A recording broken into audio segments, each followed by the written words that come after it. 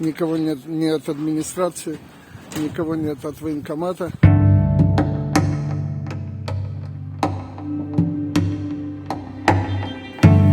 Вот сегодня хороним нашего защитника. Блин, как так вот? Никого нет ни от администрации, никого нет от военкомата. Сказали, что не ихний он боец, а чей же он? За кого же он свою жизнь отдал?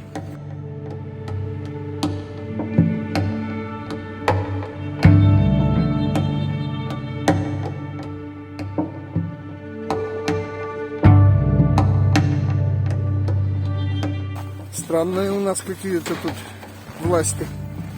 Народ за нас гибнет, а мы без власти хороним его.